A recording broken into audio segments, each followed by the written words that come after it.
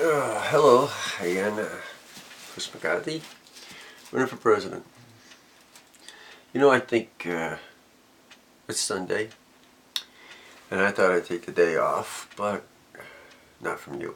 The president doesn't get a day off, and that's facts. It's a 24-hour day, 7-day-a-week job. I know a lot about that. So let's get to know me a little bit. As I told you, I was born in poor part of Boston. I wanted to be an astronaut. That didn't work out. That's still on the checklist. Haven't taken up that idea yet. But, and I've done some stupid things in my life. A lot of stupid things in my life. I'm human just like you. We make mistakes, but I own up to them. When I make a mistake, it's my mistake. As president, when things go right, that's because your people did the right things. They accomplished that. Things go wrong, it's your fault. You're the commander-in-chief. You're the one who's supposed to be right there, right now. So let me tell you a little bit about myself. I could, these hands, tear down your engine and completely rebuild it, machine it, rebuild your transmission, your axle. I also could open your chest, fix your heart, remove your spleen, remove your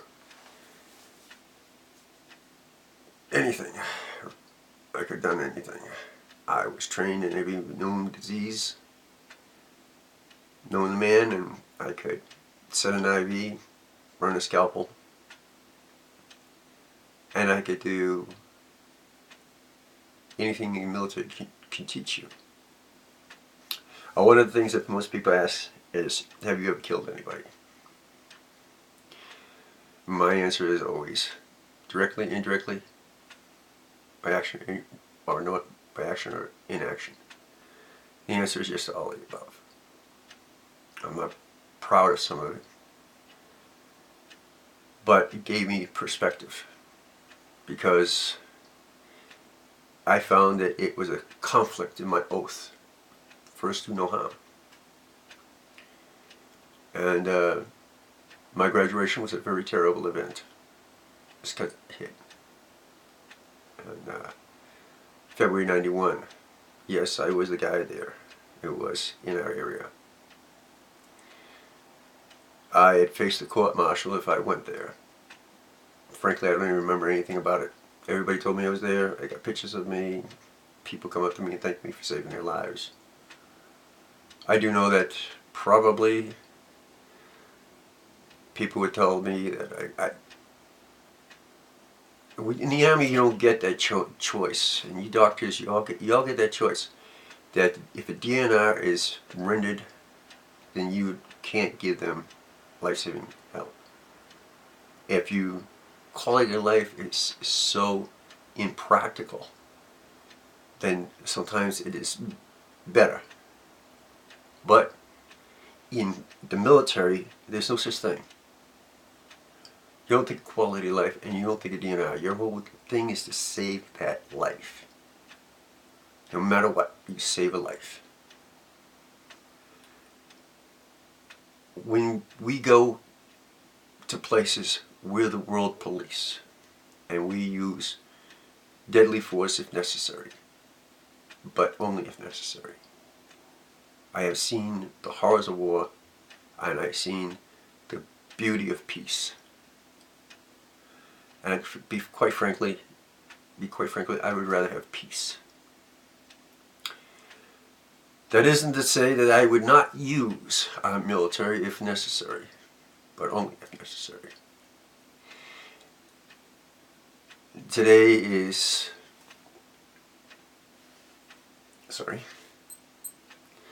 today is Sunday, April 29th, and we have been at war for 18 years. 18 years, that's a long time for our people, our troops, to go over there, risk their lives, come back disfigured, dismembered, dead, minds completely twisted and warped. It's a long time. And it's insane. This is insane. It takes less than 8 months to train a soldier in the military. And that's with basic training, AIT, and first unit training. 18 months, maximum. Special Forces training, it only takes maximum another 4 or 5 years. You only get that much because if you can't do it in that length of time, you don't need to be wearing that green beret. The country is in some serious, serious trouble right now. And as a doctor and as a soldier, I know my duty, and that is to you. My duty is to save the lives that can be saved. It is not for me to decide who wins, who lives, who dies. It is for me to decide how can I keep people alive. How can I make your life better? How can I achieve the unachievable? How can I make you understand we have to do this together? Because it's a hard thing. A hard thing. It's a hard thing to look at a person that's completely blasted the cat manure and say, I have to save his life, knowing that his life is totally destroyed. He will never have the life he had. Well, this country is pretty much in that same condition right now. We are in a position that this country has been torn apart so badly by hate, by lies, by finger pointing, by disparity, that it's going to take all of us together as one people to do it. My daughter told me I'm the greatest doctor she ever saw. But there's one problem. His hands don't work anymore. They've been broken, gnarled, worn to the point they're almost useless. I can't hold a scalpel anymore. I can't run a suture anymore, and I can't run a line. I know it's an IV. Because these hands are ruined. They're gone. But these hands can still teach. I guess I torture myself because I keep up on my medical profession. I see all the latest and greatest things coming up, and I also pay attention to the upcoming infectious diseases, emerging infectious diseases, things that are outbreaks. I keep up on all of that, and it's kind of torture because I just can't do it anymore. Not with these hands. But these hands can work for you. These hands can do what I need to do as president.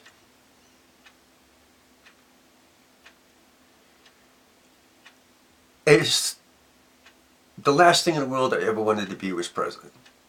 I love being a doctor. When I save a life, it's like a high, like you can't even imagine. When you stick fingers in a man's leg, pinch off an artery, because there's nothing else there, and just get a first aid kit from the police, you can pack that wound, you put that tourniquet on, and when you see them, last time you see them, they're alive, they're healthy, and they're coherent. That is a high, it's a rush you cannot even imagine. But that's what I want to do. I want to do for this country what I did for that man. What I did for those people at Scottside. I want to bring this country back.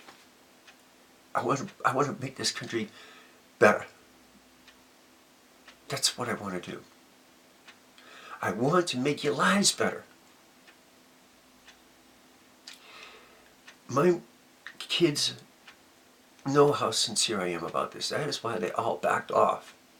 Because they knew I can do this. My kids are afraid because they think I'm too much like Kennedy. That my heart is too big for the country. and that somebody would try to assassinate me. Well, maybe so. But you know, I got scars on my body, all over my body, from people who tried before and failed. But I'm not afraid, because you deserve better. I'm not afraid because I know together we can make it happen. I'm not afraid to step out there and put myself in a position I didn't even ever want as a president, because together we can do it.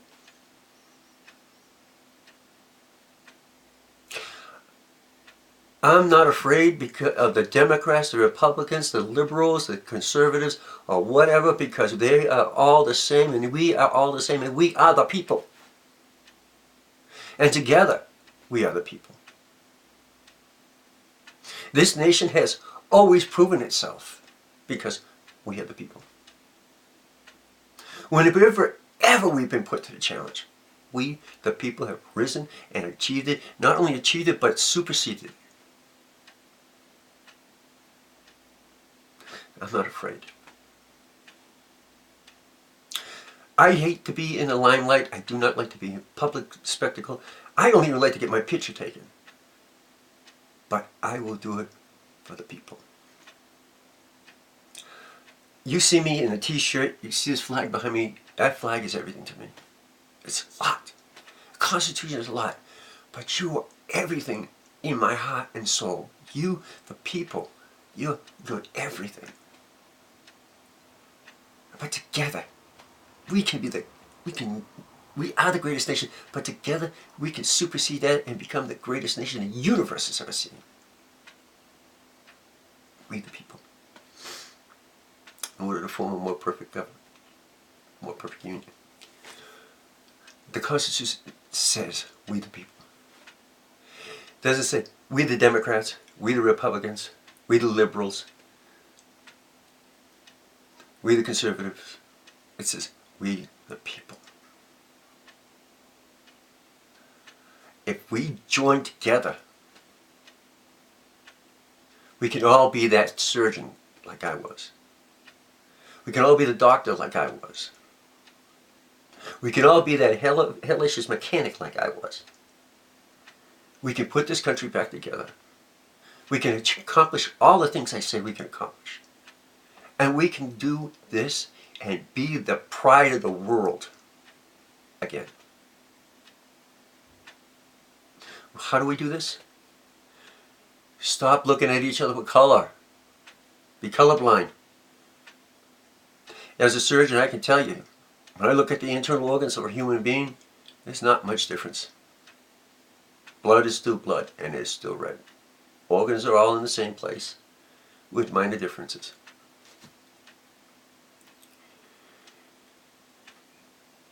We the people, as a mechanic, as a technician, as an inventor, yes, I am an inventor, I can tell you, we can put this country back together.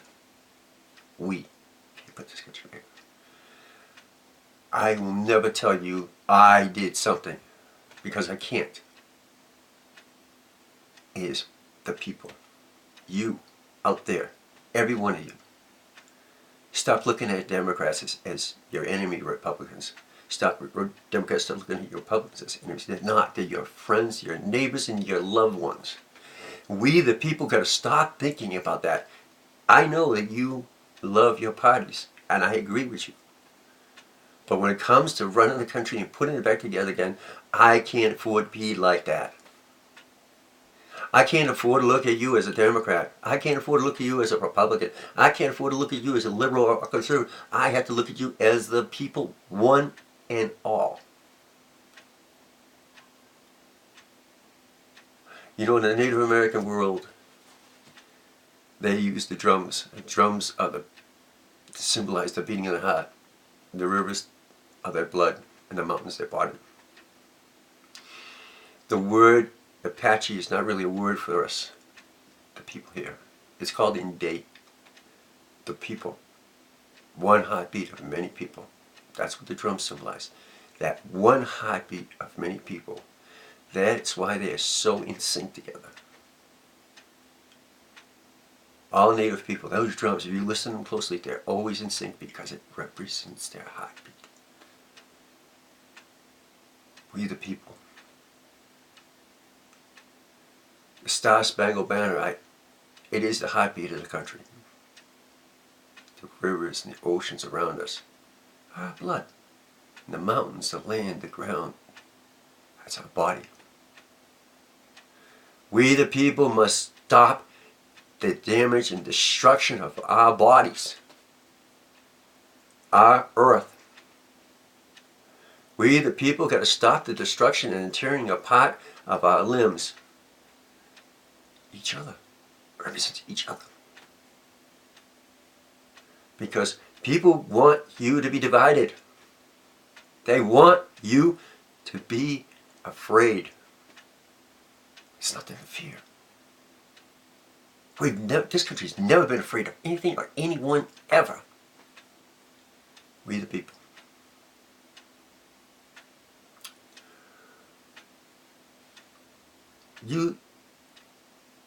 I have told you I do not want church involved with state because there's a reason for that. Because you, the people, you pray in your own way.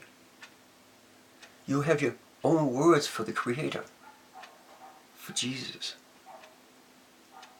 Every religion out there has one supreme being that they pray to. We the people.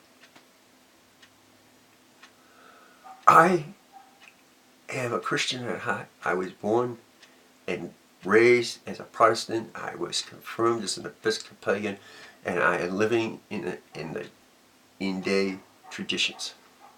We the people. And I've seen the only thing about religion is the marvel of the slight differences. Their language, the culture. We the people. I have seen the love that is in the Mexican families that creates a bond that cannot be broken. I have seen the love and the connection between the Native American people, a bond that cannot be broken. We the people. You are the people. I don't care if you're black, brown, red, yellow, white, or pink with purple polka dots. You are the people. And you should be fascinated. You should want to understand. You should stop listening to these damn politicians who tell you to hate because it's not a way of life. You need to stop letting them make you afraid because that is the worst way to live.